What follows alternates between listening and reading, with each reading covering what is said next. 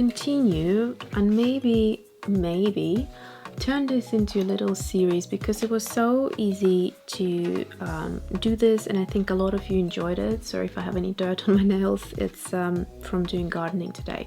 Speaking of which, I went to the garden shop today and I picked up these beautiful flowers, which I don't remember what they're called. They look super pretty, so they're supposed to go in a pot arrangement.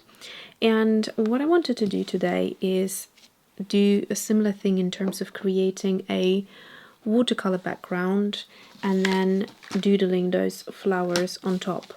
So I've got a few pens here which I may or may not use, but I definitely want to use this light grey, which is Unipin Fine Line.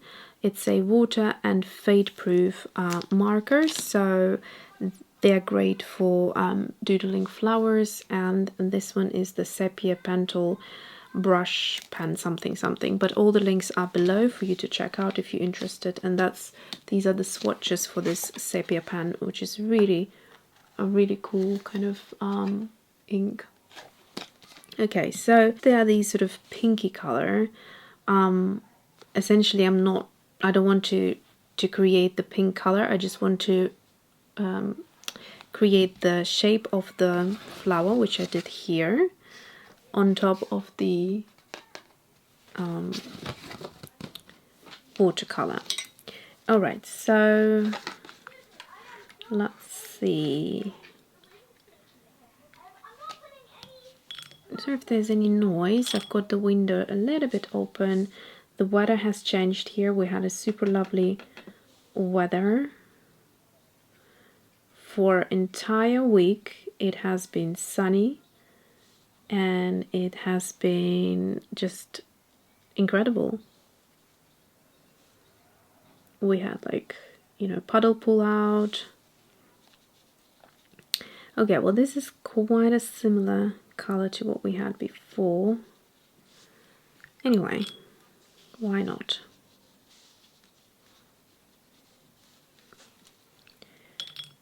And yeah, now we are supposed to have 7 days of rain, which is something I'm not looking forward to, because it means we can't go outside in the garden. So we ended up going in the garden shop today and just getting a few flowers and things. All right, so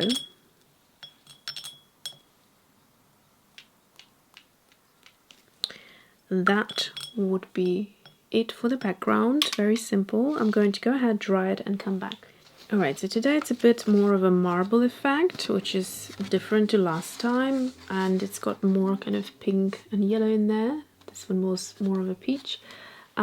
So to create this sort of marbling watercolor effect, all you need to do is have a very wet swatch or wash of the watercolor, and then into that you dab in a different color, which in this case was a bit of yellow, and then that will kind of spread quite quickly.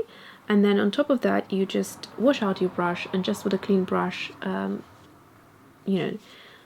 do some water splatters, just water splatters, which will then also break up the yellow, and that means you get this sort of marbly effect. And then the splatters over there, so you can see the splatters here are more watered out, whereas here they're kind of more saturated.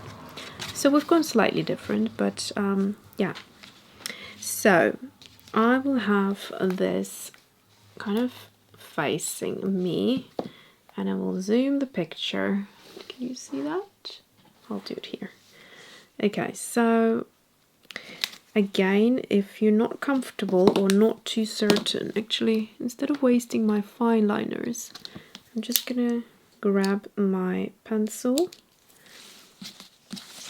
and just try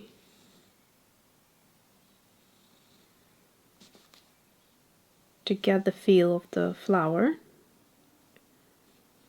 And as I'm doing it, I might realize I don't like something, and I actually will not do that in the in the actual illustration. Right, so what I can see here, there's actually something really pretty. There's a 3 leaf at the bottom, and then there is 4 or 3 leaf in the center, which is quite pretty. So it actually is layered. So there is this one here, which I can see. It goes like that, and then it's got 2 here and 2 there. So I think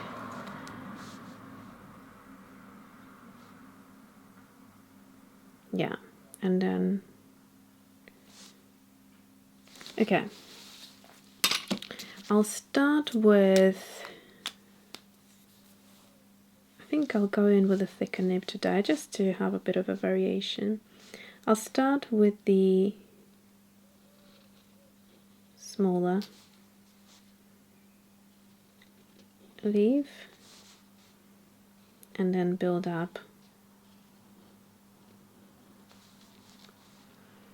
And then what I can see here, there's a bigger leaf, or petal, sorry, I keep saying petals, leaves, I mean, when I should say petal.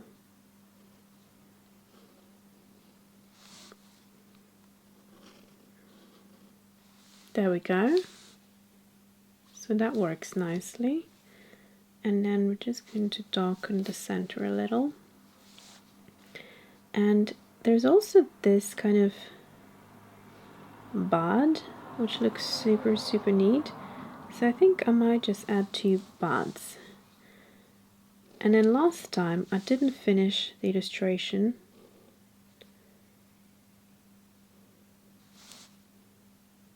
But I will do it today.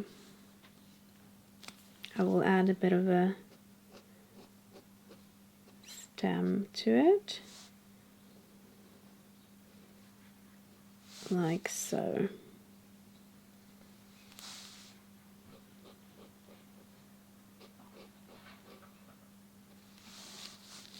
Okay. Then I will switch to the thinner one and I'll do the doodling.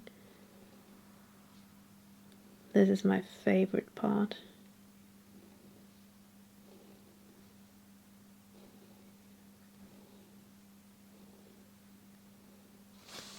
Just doodling the lines underneath so that you still can see the watercolor. And of course, if you go for a lighter color like this light gray, you will keep the watercolor a little bit more alive.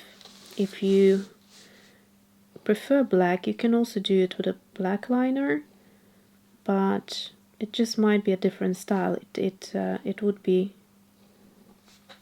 a lot more kind of obvious. Let me actually zoom in for you. Oop, the other way around. That's it.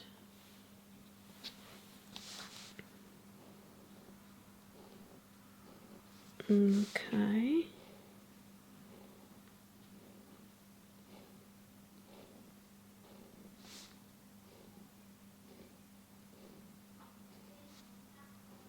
And almost done.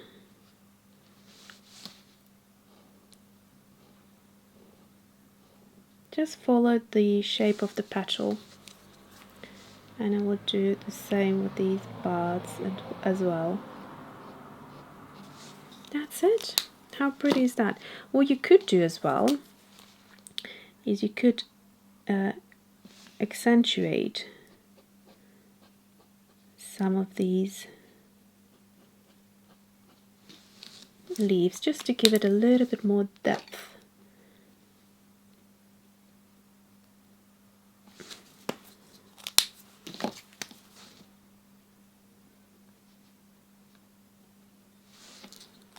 Okay, and then maybe just a little bit on the ends.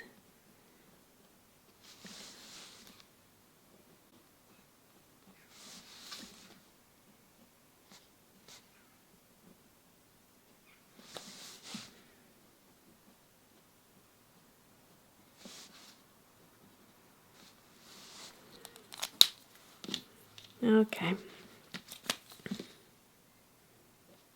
If you need to sharpen the edge of a petal, then just go with a fine line. For example, if this is a little bit too thick here, just thin out the line with a fine tip. I love the fact that this set comes with, first of all, it comes with many colors, or it comes with 3 colors and a black, and then it also comes with 2 thicknesses of the nibs. Okay, and then there's a little bit of dark I'd like to add just here. Okay, that is literally it. Autofocus back on, and there you are. So it's still quite gentle and pretty. So compared to that, you see, after doing the video, I kind of felt like I might have added a little stalk right here and just kind of make it run out of there, but I left it as it is. But here is just a variation that you can do.